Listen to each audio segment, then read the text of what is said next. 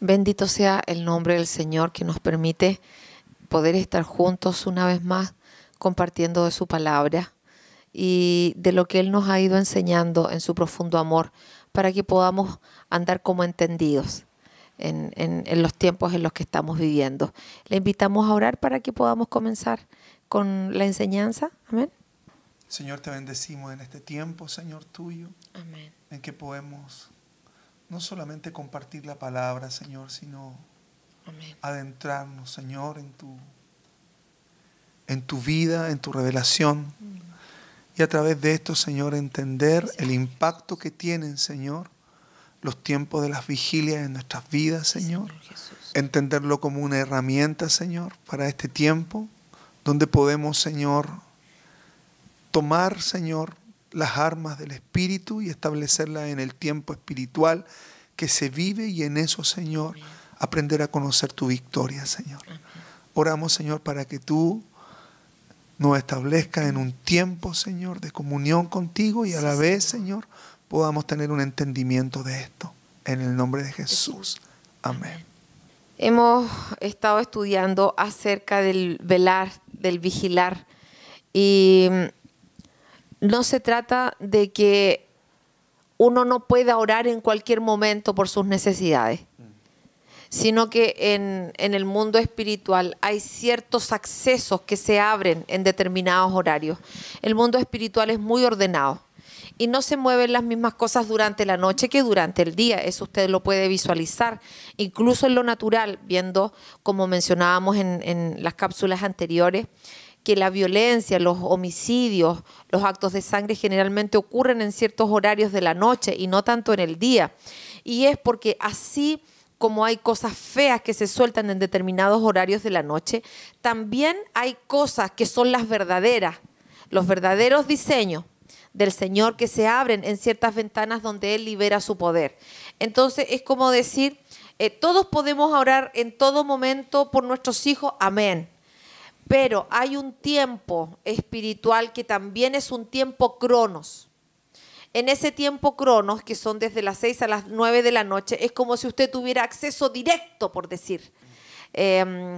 Imaginemos un ejemplo que dábamos hace un tiempo. Usted tiene que cobrar un cheque, pero cuando usted va a cobrar un cheque en un horario determinado, no va a haber nadie en la fila. Usted va a llegar enseguida y lo van a atender. Pero si usted va en una hora peak, usted va a tener que hacer una fila de horas para llegar. Es por decir, a lo mejor no es tan bueno el ejemplo, pero es para tratar de decirle de que hay ciertas puertas donde los accesos a una bendición del Señor están abiertos. Y uno puede encontrar ese acceso libre para pedir por una determinada necesidad. Entonces, las vigilias son tiempos cronológicos, pero también son tiempos kairos. Una persona puede estar viviendo en su vida la primera vigilia, ¿no es cierto? En su vida, en su tiempo, estar viviendo en ese momento donde es necesario que la semilla se una con la persona correcta, o puede ser que también esté en la segunda vigilia, a la segunda vigilia que nosotros le hemos denominado los ladrones del fruto, donde esa semillita de la primera vigilia murió y dio un fruto. Esta es la segunda vigilia. También hemos estado diciendo de que cada vigilia es un tiempo donde cada uno tiene que tener la luz propia, esa luz, no como una luz personal, sino esa luz que tomó del Señor y que le va a permitir avanzar en ese periodo de tiempo. Y en relación a la segunda vigilia, hablamos acerca de Gedeón, porque Gedeón nos mostraba un poco cómo opera esta segunda vigilia, y con este ejemplo del Antiguo Testamento, porque en la segunda vigilia se levantan los devoradores del fruto. Y aquí nosotros hablamos de 3 enemigos. El enemigo de Madián, que son los litigios de la familia, los litigios entre los padres que se levantan y que vienen a producir una oposición en los hijos. Eso usted lo puede ver en los matrimonios. Cuando los matrimonios tienen problemas entre ellos, los hijos se afectan. Se afectan sí o sí. Aunque usted diga, no, lo que pasa es que ellos ya están grandes. No, no importa si son pequeñitos o son grandes. Los hijos se ven afectados cuando en los papitos hay problemas. Ya sea de violencia o de cualquier situación, los hijitos tienen problemas. Hay otro enemigo también que opera en esta segunda vigilia. Y entre este enemigo están los del oriente. Los del oriente que vienen a impedir que nazca una obra nueva del Señor. Quiere comenzar una obra nueva del Señor y se levanta este enemigo también para impedir que eso nuevo del Señor siga obrando. Y el otro enemigo, Madián, Amalek. Gracias. El enemigo Amalek, que este enemigo opera de una manera bien especial porque ataca a los trabajados, a los cansados, a los que se van quedando atrás. Entonces, y esto es muy importante, hermanos, porque cuando nos empezamos a quedar atrás, somos susceptibles a este ataque. ¿Cómo opera esto? Porque esto lo que hace es que usted se empieza a poner la mochila encima y no aplica esa palabra del Señor. Venid a mí, todos los que estáis trabajados y cargados, que yo haré descansar. Pero usted dice, ¿pero cómo lo voy a hacer? Yo tengo que presentar mi carga al Señor y también dice, sobrellevad los unos las cargas de los otros, que es una acción de cuerpo. Entonces yo tengo que hablar lo que me pasa, tengo que contar mi necesidad. No para, a lo mejor ni siquiera para encontrar respuestas, sino para que juntos oremos al Señor y el Señor pueda poner su mano. Estos enemigos se levantan en la segunda vigilia, que en un horario cronológico es desde las 21 a las 0 horas. De las 21 a las 0 horas, en estas 3 horas, se levantan los enemigos del fruto. Y recuerde que vimos esto en el caso de Gedeón. Hay algo de la segunda vigilia que es importante tener muy presente, y es que aquí no hay mano humana que nos pueda libertar de nuestros enemigos. Naturalmente no podemos, y solos tampoco podemos. Aquí es la mano del Señor que opera profética y apostólicamente. Y es Él el que nos defiende. Por eso veíamos Gedeón, cuyo diseño era varón valiente y esforzado. ¿Cómo valiente y esforzado si estaba escondiendo la cosecha y luego se iban con sus familias a las cuevas, a las fortalezas, para esconderse de estos saqueadores y de estos aplastadores? Bueno, porque Gedeón significa talador de árboles, significa el cortador, significa el destructor, y que lo que viene a representar es que él, al encontrarse con la identidad del yo soy, de quién es el que se está levantando allí, puede en ese diseño traer una liberación acompañado de lo que el Señor levantó, que es el ejército, al pueblo de Israel. Y aquí no hay una duda de que es la mano del Señor, porque con 300 hombres no se puede destruir a los enemigos, que son miles de personas. No recuerdo exactamente la cantidad, no sé si 12.000 o 21.000, no, 21.000 enemigos. Entonces, ahí vemos de que el Señor parte tratando con Gedeón y luego a través de él se empieza a levantar esa victoria. Y una vez que se levante esa victoria, lo que se produce es una unidad muy grande, porque aquí en la palabra del Señor nos muestra de que los que huyeron, porque la estrategia del Señor produjo la confusión, como usted debe recordarlo, lo que se produjo es que los que salieron huyendo igual fueron destruidos. Y ahí vimos el ejército. Aquí tengo la cantidad de personas, son 135.000. Y eso aparece en Jueces 8:10. Pudimos ver la estrategia de las teas con los cántaros, lo que significa la voz profética, lo que significa que el pueblo enemigo haya visto a Gedeón como un pan, que está mostrando lo apostólico, cómo se va liberando el alma de esta manera hasta quebrantarse y derramarse delante del Señor. Pero vimos también al final de esto de que el Señor dio esta victoria y los que quedaron y que salieron huyendo fueron igual derrotados por el pueblo de Israel. Y aquí se juntaron los hijos de Israel, de Neftalí, de Aser y todo Manasés. O sea, se produjo una unidad. Y los de Efraín fueron los que atraparon a los príncipes Oreb y Seb de estos ejércitos. Oreb, que es el cuervo, y Seb, que que es el lobo. Y en este sentido es importante que usted escuche la predicación del cuervo y del lobo, que recién partió y que no es una sola, porque ahí usted va a entender cómo operan estas coberturas espirituales en la mente. Cuando se llega o cuando una persona comienza a luchar por el fruto, se presentan estas coberturas. El cuervo, como bien aprendíamos, atacando la visión, trayendo malos rumores, malas noticias. Pero si usted quiere entender bien esto, tiene que repasar esa predicación. No sé si quieres añadir algo al repaso. Sí, entender que estos príncipes tienen un efecto en las generaciones y que se hace tan importante entender cómo se enfrenta a nivel apostólico y a nivel profético. Dijimos que a nivel apostólico tiene que ver con los procesos que una persona empieza a seguir. Cuando el ángel del Señor llama a Gedeón, ¿cierto? Inmediatamente Gedeón empieza un procedimiento del Señor en su llamamiento para liberación. Entonces, él parte de una u otra manera, parte presentándose como una ofrenda. Si usted lee la historia a partir de Jueces capítulo 6, parte presentándose como ofrenda. Pero lo más importante es que la manifestación del ángel, no sé si lo dijimos en la cápsula pasada, pero la manifestación del ángel es en un lugar muy preciso. Es en un encinar, es en el lugar del juramento. Sí. Es donde el ángel viene a establecer el juramento y viene a unir dos etapas. Nosotros recordemos que estos príncipes y estos merodeadores, ¿cierto?, vienen en contra de Israel cuando hay una falta de traspaso, ¿cierto? Un traspaso de fe, traspaso espiritual. Entonces, el ángel tiene que venir y establecer en el encinar el juramento que se hizo, ¿cierto? Cuando una encina, ¿cierto?, un encinar habla de un lugar de juramento. Entonces, viene a posicionarse ahí. Luego de eso, llama a Gedeón, ¿cierto? Y Gedeón se presenta como una ofrenda, ¿cierto? Lleva un cabrito, hace todo un sacrificio. Y luego de eso, y es importante esto porque la Escritura señala que el ángel le dice que él va a esperar el tiempo que sea necesario para que él venga con la ofrenda. O sea, hay un tiempo de presentarse como ofrenda. Hay un tiempo en el cual nosotros vamos viniendo a un entendimiento nuevo de lo que es ser ofrenda. Pero luego de eso viene el proceso en que él tiene que batallar contra las situaciones de la casa, ¿cierto? Y todos sabemos que el papá tenía unos altares adentro de su casa, ¿cierto?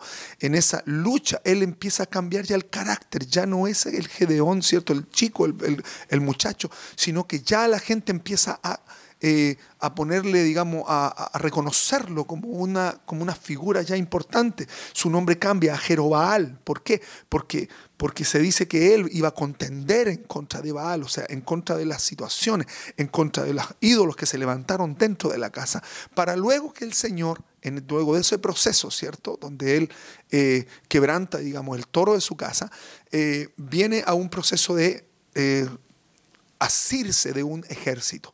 Y en esto es importante entender, como lo dijimos la otra vez, que los abiezeritas cumplen una función sumamente importante, no solamente en la vida de Gedeón, en la vida de toda persona que viene con una unción de corte, con una unción del Señor para cortar los yugos.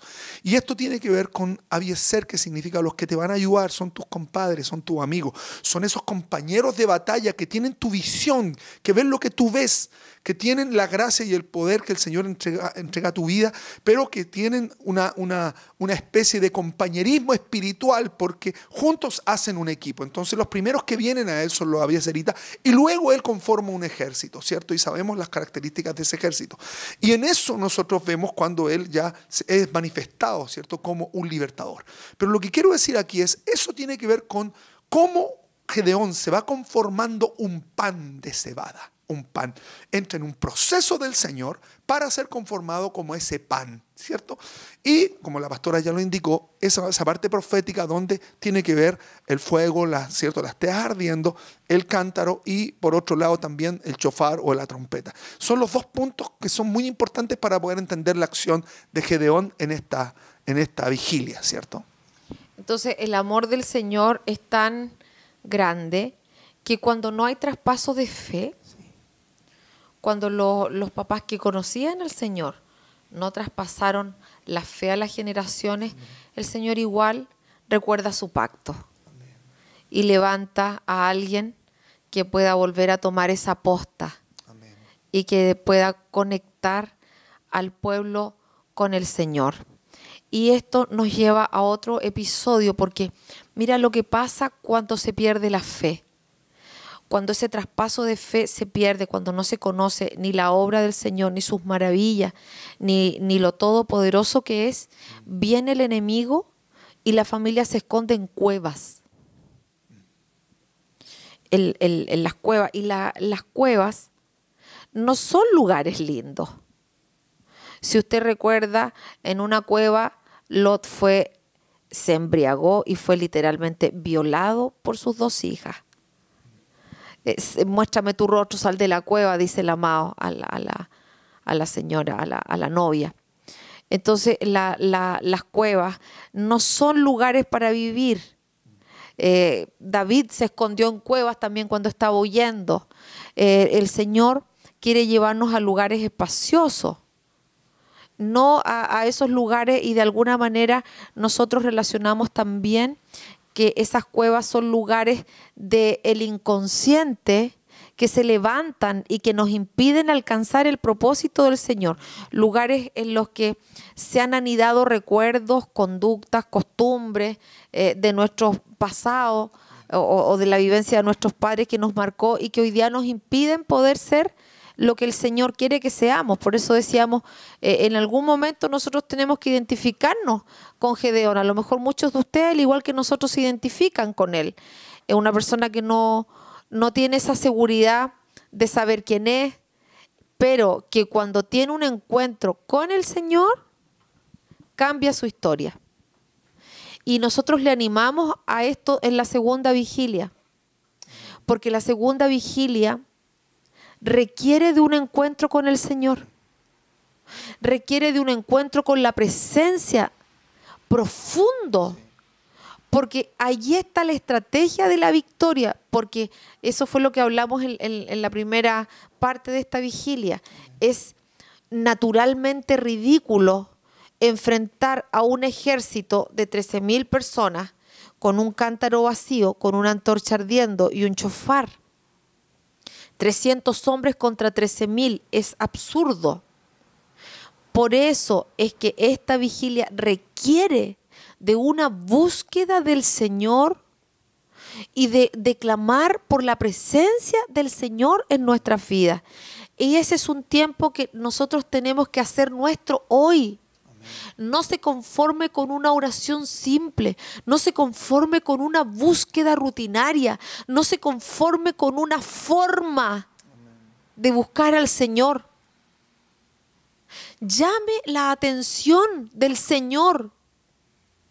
Clame hasta que su presencia se muestre en su casa, se muestre en su familia. Ese es el sello de la segunda vigilia.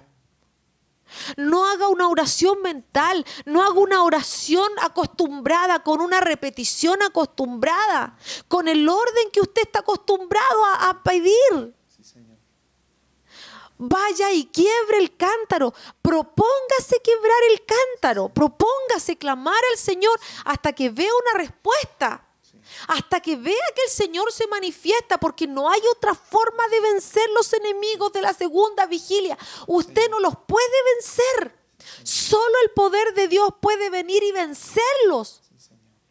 Y por eso es que es importante que veamos en profundidad, no como una historia, Gedeón, no, sino veamos realmente que necesitamos un mover de Dios distinto. Y es para este tiempo, no solo para este horario. Hermanos, que realmente la presencia del Señor inunde nuestras casas, quiebre nuestros cántaros, nos quiebre, entendiendo en el buen sentido que lo digo, nos quiebre la cabeza y nuestra manera de ver al Padre. Amén. Porque Él es fresco cada día y Él se renueva cada día. Y esto también lo vemos en un episodio en el Nuevo Testamento con Pablo y con Silas. Quería retomar un poquito lo que acaba de decir Pastora Anita, porque es tan importante. Uno no puede enfrentar esta vigilia con una oración de atrio. Amén. Es imposible. Esta vigilia, hermanos, como es una estrategia, Es una vigilia estratégica, es una puerta estratégica, donde los atalayas o donde los centinelas se cambian. Entonces, hay una puerta abierta a un nivel de intercesión mayor, y tú lo vas a poder comprobar, hermano, cuando ores en este horario. Amén. Porque en este horario se activa la unción profética y se activa una unción apostólica sobre las situaciones. Amén. Si estás orando por el fruto, el Señor te va a entregar la estrategia y te va a mostrar, te va a revelar las cosas que operan en tus generaciones. No es una oración. No es una oración de atrio, es una oración donde al unirse los porteros de la casa empiezan a meterse y a dar cuenta de cómo el Señor te abre una atmósfera profética y apostólica, donde el enemigo queda a la luz del día, queda expuesto a la luz del Señor. Entonces es el momento para entrar en el cambio de guardia y establecerse en intercesión, y en ese momento el Señor va a producir los cambios. La intercesión va a ser certera. Amén. Es esa función intercesora de Jesucristo en medio de nosotros. Por lo tanto, es un lugar donde necesariamente, hermanos, no es que tú te propongas algo, de quebrar algo, no.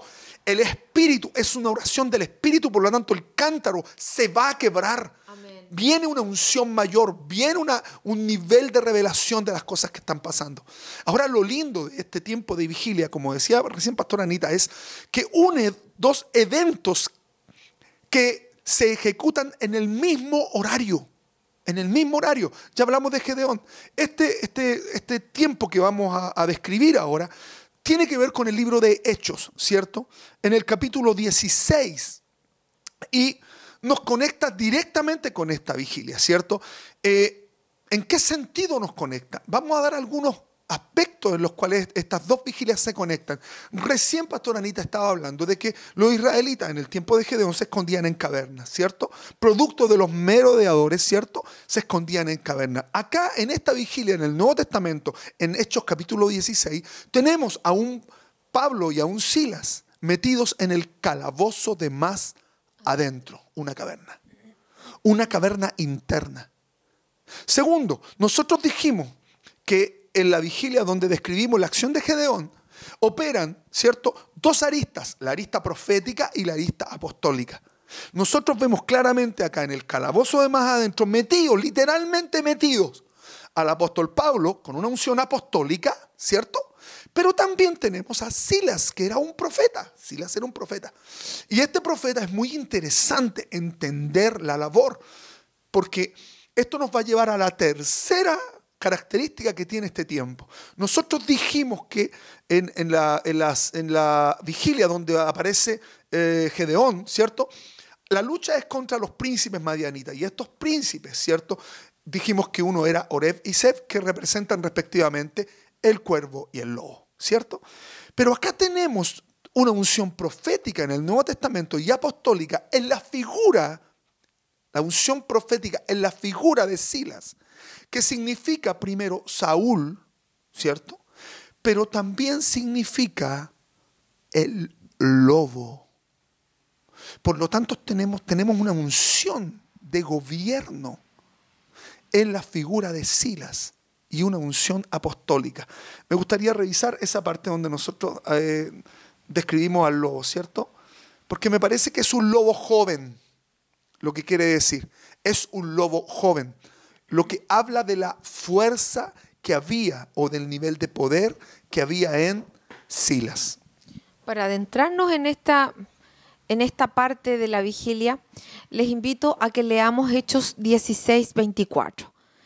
Y dice: pero viendo sus amos que había salido la esperanza de su ganancia, prendieron a Pablo y a Silas y los trajeron al foro ante las autoridades, y presentándonos a los magistrados dijeron: estos hombres, siendo judíos, alborotan nuestra ciudad y enseñan costumbres que no nos es lícito recibir ni hacer, pues somos romanos.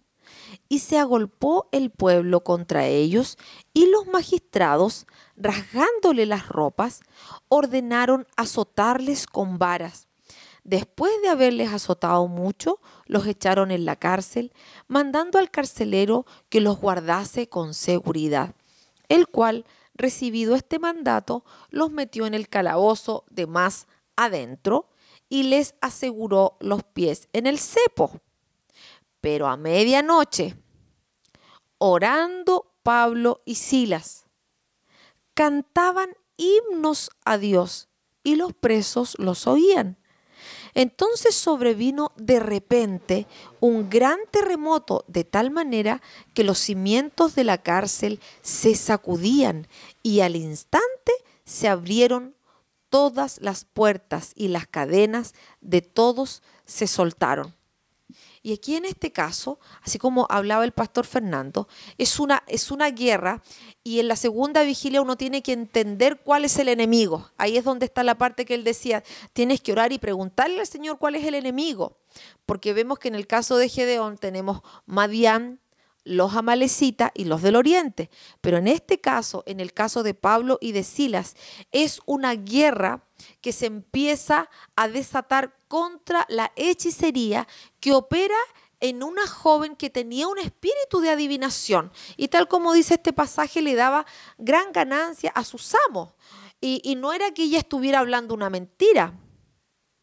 Ella decía, estos son hijos del Dios Altísimo. Era como una propaganda. Algunos dicen una propaganda gratis, pero la verdad es que estaba desviando la atención de la gente a Pablo y a Silas, sacando la mirada del Señor y poniendo la mirada en los hombres. Entonces, ¿qué es lo que hace Pablo? Dice la Escritura que Pablo se cansó y la confrontó.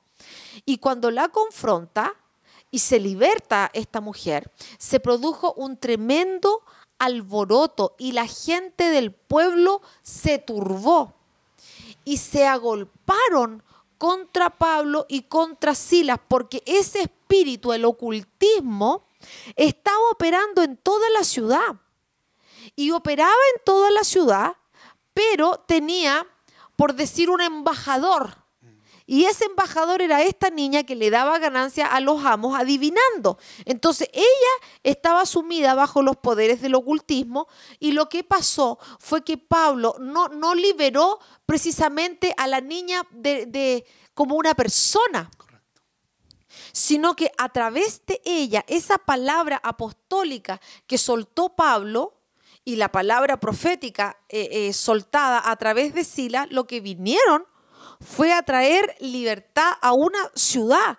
Porque esto que ellos hacen ahí, Pablo, al confrontar este espíritu en esta niña, y al ser liberada la niña, se produce todo este alboroto, se produce todo este amotinamiento contra Pablo y Silas, y lo ponen en la cárcel de más adentro. Ellos son tomados presos, son azotados con vara, y estas varas, hermanos queridos, no son solamente un pedazo de palo, sino que son en su raíz las creencias del árbol.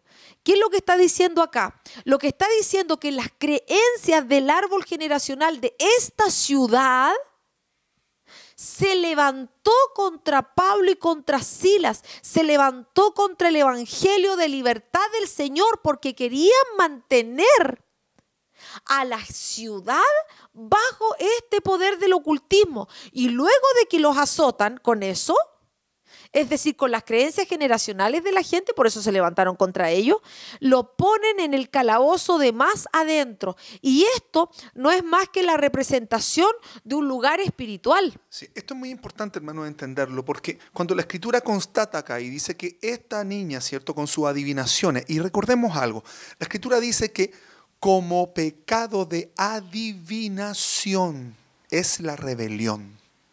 Detrás de un adivino, detrás que alguien que tiene una supuesta unción profética y tiene un espíritu, en realidad un espíritu de adivinación, está operando la rebelión. Y aquí están operando. Entonces dice, esta niña, ¿cierto?, esta muchacha, y habla de una transición. Cuando está operando una muchacha es porque hay una transición. Estamos transicionando. Y el punto acá es, decía que daba ganancia a sus amos. En lo natural, amos terrenales, ¿cierto?, que tenían todo un negocio, una empresa, ¿cierto?, con fines de lucro, por supuesto. Pero en lo espiritual, hermano, está hablando de lo que recién un poco tratamos de decir. Es que ella tenía un espíritu de adivinación, pero el amo del espíritu de adivinación, la madre, digamos, que suelta, ¿cierto?, a la brujería, la adivinación y otras cosas, es el ocultismo. El amo espiritual que aparece acá es el ocultismo. De la misma manera como en el libro de Jueces aparecen dos principados que tienen que ver con lo mismo, el cuervo y el lobo. Exactamente los mismos elementos operando acá en este pasaje. Cuando hablamos de esto, de esta similitud también, tenemos que ver de que la raíz de calabozo es una guardia de más adentro, es una cueva. Sí. Entonces, Gedeón estaba en ese tiempo donde las familias se escondían en las cuevas y Pablo y Silas fueron puestos en esas mismas cuevas. Y la verdad es que estos calabozos tenían una forma tan horrible porque no tenían ventanas. No tenían ventanas, eran lugares muy húmedos, eran centros de pestilencia. O sea, estar puesto ahí era algo terrible, era un aislamiento total.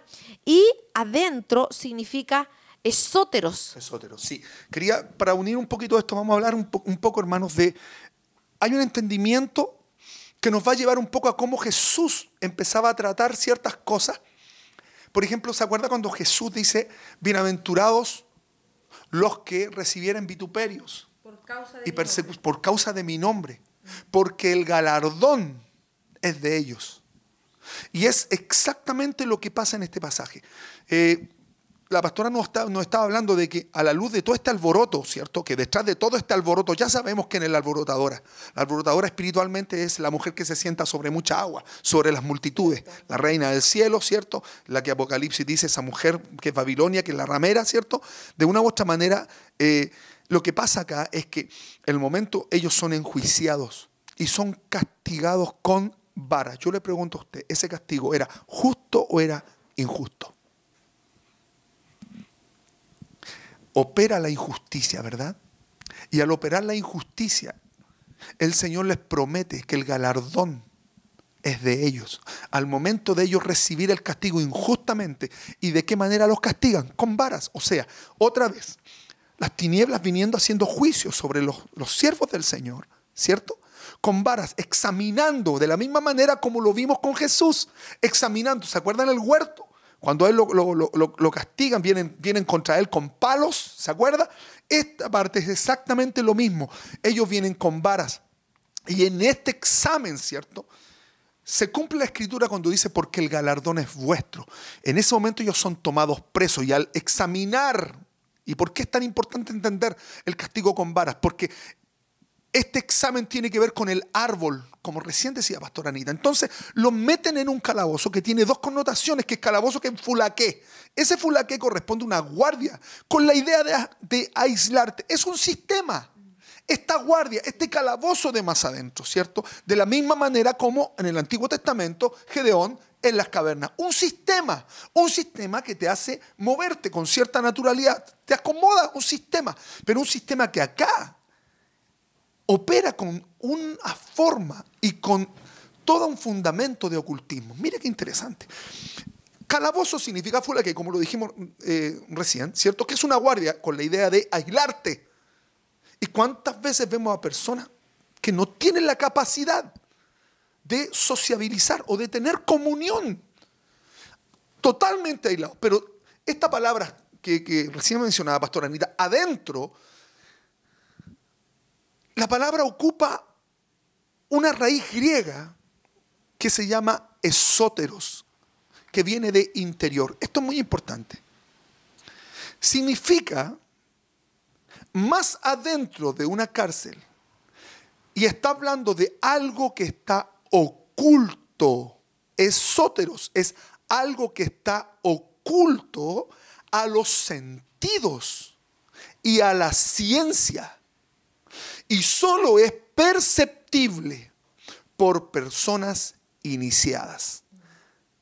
Y otra definición es que es incomprensible. O sea, una persona que está aislada, ¿cierto?, que vive en una atmósfera de aislamiento, pero que también dentro de él están operando cosas que no son perceptibles irresistibles a la ciencia y a los sentidos humanos. Por lo tanto, una persona que puede discernir la operación de esto, nosotros ya lo sabemos, son personas con unción. Y ahí tenemos al ministerio profético en la persona de Silas, examinando en el calabozo de más adentro, donde operan estas atmósferas. Porque hay algo que es importante que nosotros tengamos claro. Y es que para que una persona sea puesta en esos calabozos de más adentro, Sí. no es una prisión cualquiera, Amén. sino que son prisiones espirituales. Espirituales, ciertamente el alma queda prisionera, pero son prisiones espirituales donde operan estos espíritus de ocultismo. Y acá es muy importante ver esto, que son personas iniciadas. ¿Iniciadas en qué? Las personas que llegan a esos accesos, que son aprisionadas en esos lugares, son personas que fueron activadas espiritualmente a través de prácticas contrarias a las prácticas del Señor, a las prácticas que el Señor nos va guiando para nosotros acceder al cielo, a lo espiritual. Nosotros, para poder ver el reino, para poder tener esos ojos abiertos, primero el Espíritu Santo tiene que abrir nuestros ojos. Amén. El Espíritu de Dios. Él nos concede. Luego, para que nuestros ojos sean abiertos para ver el reino, tenemos que nacer del agua y del Espíritu. Amén. Así es como vemos el reino. Nosotros no somos iniciados espiritualmente, sino que nosotros nacemos espiritualmente en esta, por decirlo, en esta dimensión del cielo a través de la obra de Cristo.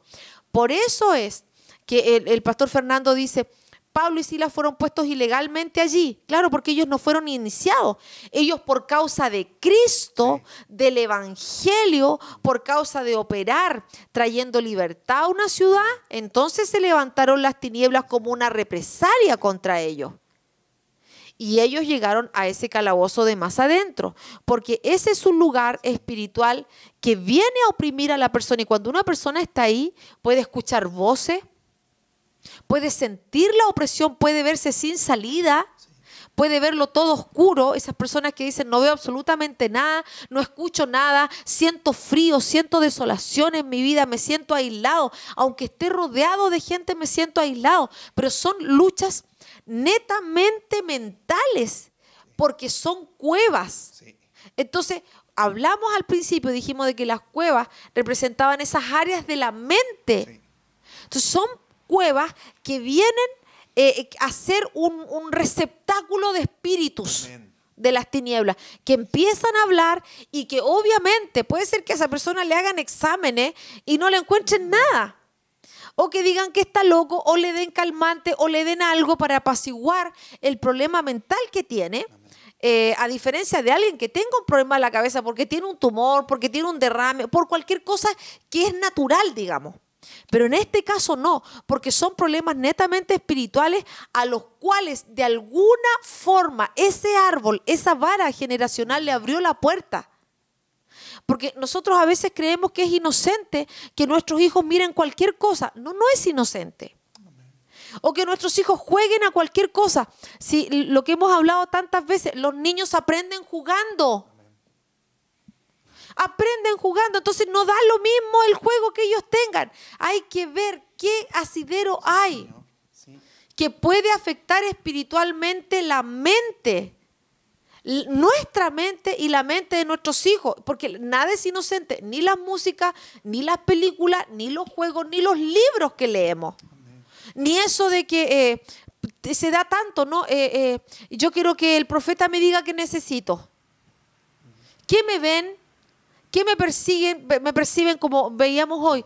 Tiene que ser una obra del Espíritu de Dios la que nos permita entender qué está pasando con esas personas, porque no hay sabiduría humana que te sirva para salir de un lugar así. Y aún Pablo y Silas pudieron haber quedado presos allí. ¿Por qué? Porque los pies de ellos también fueron asegurados. ¿Con qué?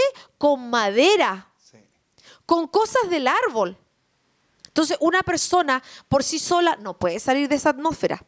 No puede, queda completamente subyugada, inmovilizada a esos lugares de prisión que operan en la vida y que probablemente alguien en el árbol generacional tuvo que haber abierto la puerta para que la descendencia llegue allí. Sí. Entonces, resumiendo, ¿qué está pasando aquí? ¿Cuál es el sistema? ¿Cuál es el diseño? El diseño, entonces, es este calabozo, ¿cierto? Es un diseño espiritual en el cual se les aísla a las personas que caen en estos calabozos, en estas cavernas, se les aísla de los demás, se les aprisiona el alma. Y lo que abre el acceso a esto son lugares profundos, que son los poderes de ocultismo. Amén. Entonces, estos accesos están escondidos a toda sabiduría humana. Solamente los puede visualizar la unción, porque la unción es la que pudre los yugos, ¿ya? Y está velado a los sentidos espirituales. Son necesariamente, pueden ser vistos por personas que en lo espiritual tienen un posicionamiento en Cristo. Sí, sí. Ahora, este aislamiento y esta acción de las tinieblas a través de los poderes de ocultismo vienen y se establecen en las personas por medio de las situaciones en el árbol genealógico. Por eso que los pies, ¿por qué? Porque el cepo estaba amarrado a los pies. O sea, es un sistema que te hace caminar de una manera y que te tiene los pies aprisionados a una forma. Eso es lo que nosotros entendemos como finalmente lo que es este calabozo. Son poderes de ocultismo obrando en la gente que genera formas de caminar y niveles de esclavitud. Ahora, mire lo interesante de todo esto. ¿Qué pasa a medianoche? Otra vez, nosotros en la vigilia en la cual revisábamos el ataque de Gedeón, hay un cambio de guardia. Pero ¿qué pasa acá en la medianoche? ¿Cierto? En el calabozo de más adentro. Mire lo que dice el verso 25, perdón. Pero a medianoche, orando Pablo y Silas, cantaban himnos a Dios y los presos los oían. Ahora, aquí vemos que la situación de Pablo y de Silas es completamente diferente. Yo le pregunto, ¿qué habríamos hecho usted y yo ahí en un calabozo, sin luz, a oscuras, con los pies amarrados? A lo mejor le habríamos dicho, pero Señor, por causa de tu nombre, o sea, estoy predicando tu nombre, ¿qué significa que esté aquí? Nos olvidamos de la bienaventuranza. Probablemente. Aquí hay una comprensión tanto de lo que es el Señor. Amén. Y para que alguien pueda hacer esto, tiene que tener niveles de amor muy grandes por el Señor. Porque alguien que ama tanto puede dar la vida por el Señor. Y lo que pasa con Pablo y con Silas es que la condena natural no los pudo sujetar. Porque no hay ninguna condena natural que pueda detener la gloria de Dios que estaba en ellos. Amén. Porque ellos comenzaron a través de su adoración a producir un estremecimiento en el lugar. Porque si entendemos que ahí se mueven poderes de ocultismo, que ahí está operando poderes de tiniebla, eso no puede resistir la adoración. Amén.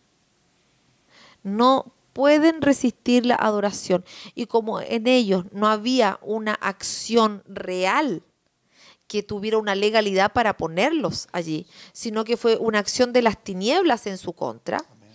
Entonces lo que provocó fue de que la exaltación al Señor en medio de esa situación, el que los presos no escucharan una queja, sino imagínense a qué volumen cantarían.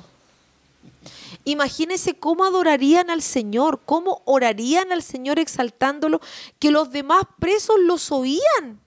O sea, comenzaron a ellos a creer la palabra del Señor porque se estaba soltando en un lugar así.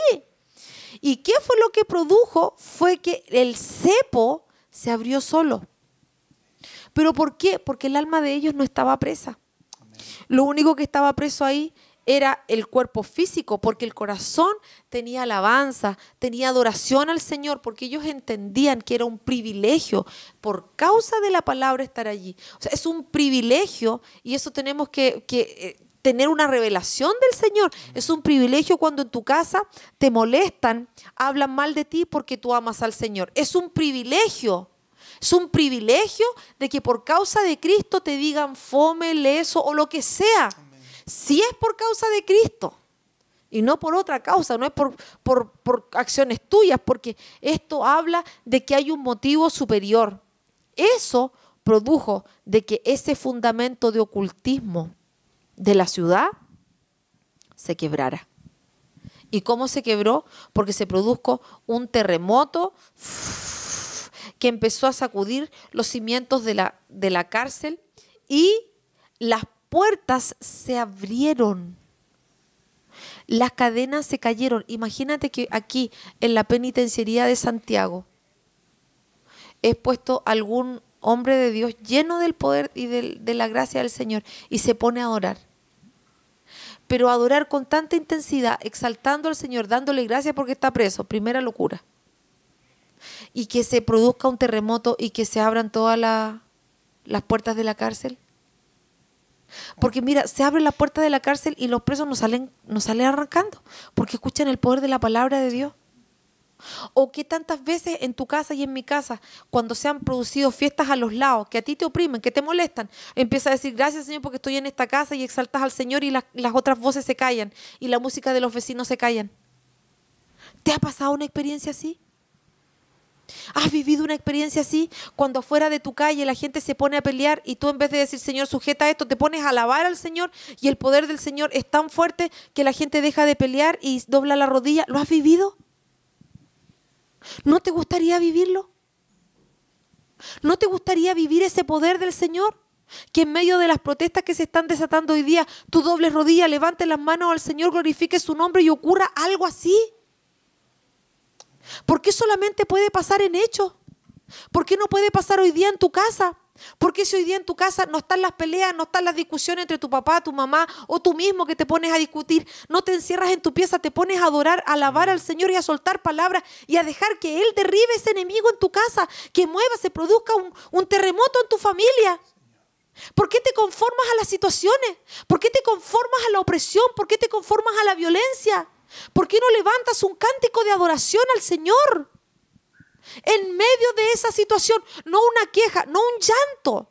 Porque lo primero que le pasa a uno cuando pasan esas situaciones en la casa, que te sientes oprimido, que escuchas voces o que te dicen cosas feas, lo más lógico o lo que más a uno le pasa es que se pone a llorar o que se aflige o que no quiere seguir viviendo o que dice, Señor, ¿hasta cuándo? Pero mira la relación de ellos con el Señor, que en medio de esas palabras, en medio de esas situaciones, de todo el alboroto del pueblo, adoran al Señor, los meten, los aprisionan y exaltan al Señor. Eso abre las puertas de la cárcel, la adoración, la alabanza, los himnos. Escríbele himnos al Señor, escríbele canciones, dedícale salmos, recítale poemas. Recítale palabras hermosas al Señor en tu casa. Cambia tu estrategia, llénate del amor por Él. Y entonces experimenta sanidades, liberaciones, libertades sobrenaturales, pero donde no está la queja, sino donde está la alabanza, donde se termina el cuestionamiento, el por qué, Señor, donde tú lo levantas, no donde tú le dices, no, Señor, yo sé que todas las cosas me ayudan a bien y bueno, y yo ahora no lo entiendo. No es eso no es alabanza. Alabanza es reconocer a Dios por lo que Él es. Adoración es venerarlo por lo que Él hace, por lo que Él es. Eso levantarlo en esas situaciones difíciles, porque entonces las cadenas se caen. Es muy interesante, hermano, porque cuando nosotros vemos la acción de Gedeón acá en el Antiguo Testamento, ¿cierto? ¿Se acuerda de las teas que hablamos, cierto? De que él libera la maquinaria de guerra más pesada, que es el poder profético, sumado a la manifestación, ¿cierto? A la manifestación apostólica, en la figura de la espada que sacaron después, finalmente, para cortarle la cabeza a los príncipes. Es exactamente igual acá, hermanos, exactamente igual. La oración obedece al poder profético, a la manifestación profética. Ellos dos no estaban haciendo una oracioncita, por eso decíamos, no hacían una oración de atrio. Señor, te damos gracias por este día. No es una oración de atrio, es una oración del Espíritu. Por eso empezaban a orar y empezaron a... Cuando el poder profético se empieza a derramar y se empieza a manifestar, se mete en cada uno de los estratos fundacionales. Ellos se metieron al calabozo de más adentro. Se metieron en los estratos de la ciudad, en los poderes de ocultismo que operaban en esos lugares y que hacía que la palabra no pudiera entrar. Entonces ellos empiezan con la oración a despertar y a hacer temblar los cimientos, ¿cierto? Amén. De esos estratos. Así Y es. luego viene el cántico. No es que cantaban un corito. Exacto. Eran cánticos espirituales, Amén. cánticos que empezaban a hacer temblar el lugar, que hacía despertar en el poder apostólico la espada del Espíritu, que empezó a abrir el lugar y empezó a generar un terremoto, ¿cierto? Amén. Ahora mire lo interesante, despertando el carcelero, verso 27. Y viendo abiertas las puertas de la cárcel, sacó la espada y se iba a matar. ¿Por qué? Porque viene la manifestación profética y apostólica que vienen a traer el orden de Dios aquí en la tierra, genera inmediatamente juicios en las personas. Y esta persona se iba a matar. Mire lo interesante, sacó la espada. Sacó la espada. Pero ¿qué pasa acá? Se iba a matar igual que los mayores. El juicio venía sobre él. ¡Qué interesante! Entre ellos se mataban. Pero acá lo que queremos, lo que se visualiza es la salvación viniendo. Amén. La Escritura dice lo siguiente, ¿cierto? Se iba a matar pensando que los presos habían huido. O sea, el juicio sobre lo que él hacía, ¿cierto? Mas Pablo clamó a gran voz diciendo, no tengas ningún mal, pues todos estamos aquí. Él entonces pidiendo luz, se precipitó adentro y temblando se postró a los pies de Pablo y de Silas y sacándolo les dijo, señores, ¿qué debo hacer para ser salvo? Ellos dijeron, cree en el Señor Jesucristo y serás salvo, tú y tu casa. Tu fruto. ¿Se dio cuenta? Fruto. Otra vez el fruto. Antiguo Testamento, lo vimos con Gedeón, la lucha por el fruto. Cree en el Señor Jesucristo, serás salvo tú y tu casa. Hermanos, cuando se abre una atmósfera profética apostólica, se dejan en evidencia los poderes que operan detrás del fruto y se baja la guardia. ¿En qué manera se baja aquí la guardia?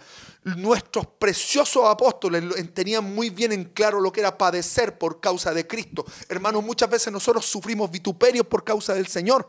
Y eso son oportunidades para que se abra la palabra. Porque el galardón está de parte nuestra. Lo dice Mateo 5. Claramente, bienaventurados sois, ¿cierto? Y el galardón es vuestro. Ahora dice, mire lo interesante. Dice, y le hablaron la palabra del Señor a él y a todos los que estaban en su casa.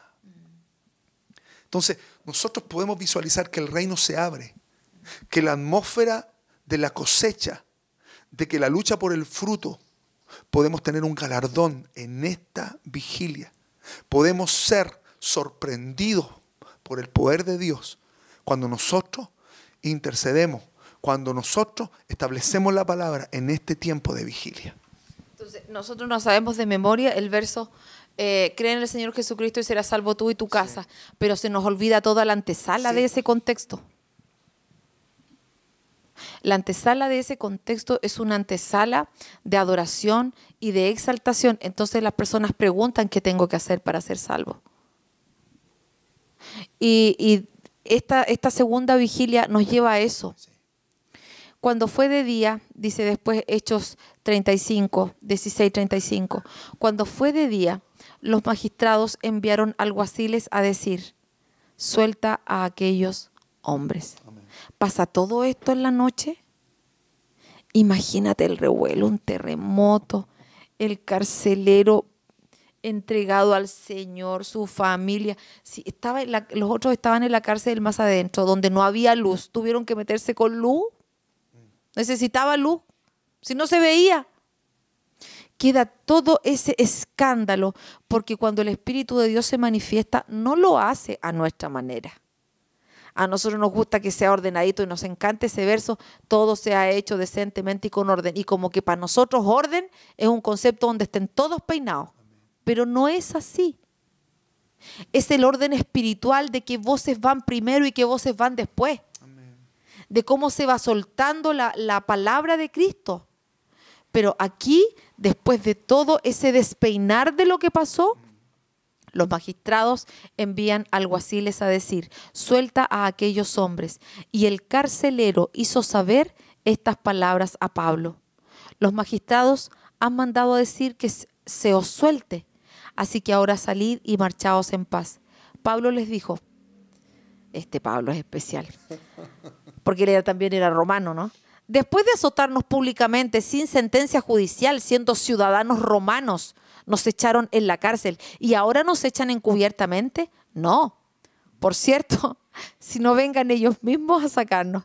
Y los alguaciles hicieron saber estas palabras a los magistrados, los cuales tuvieron miedo al oír que eran romanos. Vinieron, mira cómo los poderes empiezan a subyugar ante la voz de Jesús. Vinieron y les rogaron, sacándolos, les pidieron que salieran de la ciudad. Entonces, saliendo de la cárcel, entraron en casa de Lidia y habiendo visto a los hermanos, los consolaron y se fueron. La adoración de Gedeón, que es romper el cántaro, es una adoración extrema. Y esta vigilia la hemos resumido así, ¿no? Porque es mucho más que esto, pero la hemos resumido así. Esta vigilia tiene el sello de moverse en cuerpo. Pablo y Silas estaban presos, pero había un cuerpo orando. No estaban solos. Por eso ellos después, cuando salen de la cárcel, van a la casa de Lidia, que se había convertido, que por eso estaban tan enojados estas otras personas.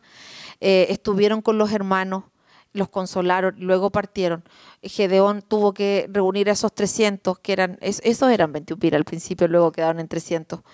Es una lucha que usted no puede librar solo. Nosotros tenemos conceptos tan minúsculos de lo que es la comunión. A veces cuando vamos a un discipulado ni siquiera nos damos cuenta de quién no se conectó en el discipulado. Como que eso solamente es trabajo de los discipuladores. No nos preocupamos a veces de ver qué pasa con el otro. Queremos que nos llamen a nosotros, que se preocupen por nosotros, pero a nosotros nos falta tener ese concepto de cuerpo. Porque a veces hasta nosotros los que estamos en alguna posición se nos delega, tienes que llamar a este, llamar al otro, y lo hacemos como un trabajo. Pero no lo hacemos con ese sentimiento de cuerpo, viendo al otro como mi hermano. Necesitamos tener ese concepto de cuerpo, que se nos revele esa comunión, que se nos revele lo que es el ser pan, lo que yo me tengo que moler para que otro sea beneficiado. Cómo yo tengo que amar a otro. En este tiempo bendecimos a aquellos que han ofrendado para nuestros hermanos que están en necesidad, hermanos que en cosas básicas, que como calefacción en sus casas, que no tienen calefacción y que ahora pueden tener. Pero necesitamos que el Señor nos revele esto y adentrarnos en la adoración con el Señor, en lo que es la alabanza al Señor, que son ambientes espirituales que se heredan epigenéticamente, que se traspasan epigenéticamente, así como en otras atmósferas. Los niñitos nacen cantando canciones de rock, nacen cantando canciones feas, pero qué lindo sería que sus hijos y que nuestros hijos de pequeñitos se levanten adorando al Señor, que vean que eso es lo más lindo, que lo asocien con lo más hermoso que alguien puede hacer. Entonces busque esa unidad del cuerpo, posicionémonos en los lugares celestiales llenos de alabanza, llenos de adoración. Propóngase conocer al Señor de esta manera, porque Él es el que va a librar la batalla y va a derrotar a nuestros enemigos. Y salgamos de esas cuevas de queja y dejemos que nuestro fruto pueda crecer en un ambiente sano. Y si usted es del fruto, no diga, pucha, yo no tengo mis papás, porque Gedeón no tenía a los papás conectados con el Señor y salió adelante igual. No culpemos a nuestros padres de cosas que podemos hacer nosotros. Y no culpemos a nuestros padres de las cosas que son nuestra responsabilidad, sino que honremos al Señor y seamos agentes de bendición donde quiera que estemos. Les bendecimos.